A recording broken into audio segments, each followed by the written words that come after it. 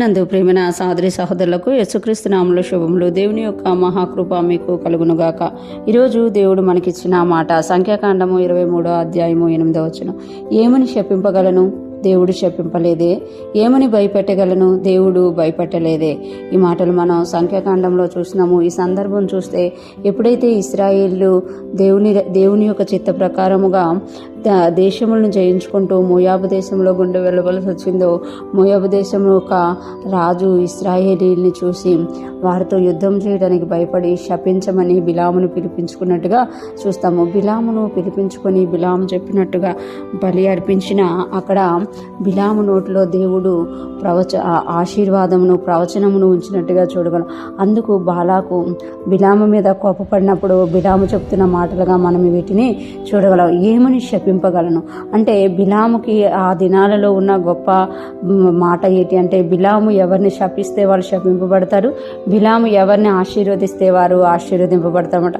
ఇక్కడ చూస్తే బిలాము ఆశీర్వదిస్తే శపిస్తాడు ఇశ్రాయేలీని అని పిలిపించుకున్నారు మోయాబు రాజు. కానీ అక్కడ దేవుడు ఆ శాపమును ఆశీర్వాదంగా మార్చేయడం వల్ల ఇక్కడ బాలాకు ఆ యొక్క బిలాం మీద కోపగించుకున్నప్పుడు ఇక్కడ బిలాం అంటున్నారు కదా, ఏమని శపింపగలను? దేవుడు శపించలేదే. అంటే మానవుడు ఏది చెయ్యాలనుకున్నా కూడా దానికి దేవుని యొక్క ఆజ్ఞ ఉండాలి అని ఇక్కడ బిలాము ఒప్పుకుంటున్నారన్నమాట. అంటే నువ్వు నన్ను శపించమని నువ్వు నన్ను పిలిపించుకున్నావు, నేను ఎవరిని శపిస్తే వారు శపించబడతారని నాకు తెలుసు, కానీ దేవుడు శపించలేదు. అలాంటప్పుడు నేను వారిని ఎలా శపించగలను అని ఇక్కడ బిలాము బాలాకుతో అంటున్నారు. ఏమని భయపెట్టగలను? దేవుడు భయపెట్టలేదా? ఏమని వారికి భయపెడతాను?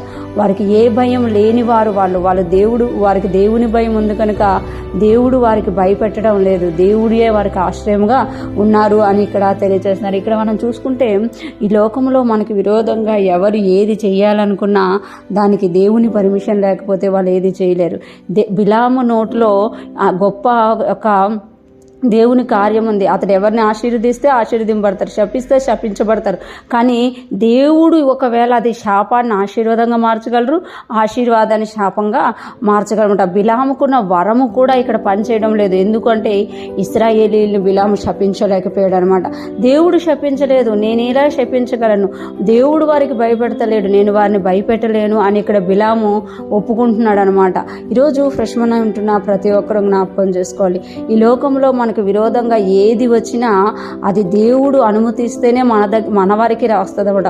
దేవుడు అనుమతించకపోతే అది ఏది కూడా రాదనమాట. అది ఎంత పెద్దవాళ్ళు చేసినా, అది ఎంత చిన్నవాళ్ళు చేసినా కూడా దేవుని అనుమతి లేనిది మన దగ్గరికి ఏది రాదనమాట. మనం అది గుర్తుంచుకొని దేవుని వైపు చూస్తూ ముందుకు సాగేవారిగా ఉండాలి. దేవుడు మనల్ని కాపాడుతున్నారు కనుక ఈ లోకంలో ఏది మనల్ని కూడా హాని చేయలేదు అని మనం గుర్తుపెట్టుకుంటే దేవుణ్ణి స్తుతించకుండా మనము ఉండలేము. ఈరోజు ప్రశ్న వింటున్న ప్రతి ఒక్కరం కూడా అంత గొప్ప దేవుణ్ణి మనం కలిగి ఉన్నందుకు దేవుణ్ణి స్తుతిస్తూ ముందుకు సాగిపోదుముగాక. ఆమేన్.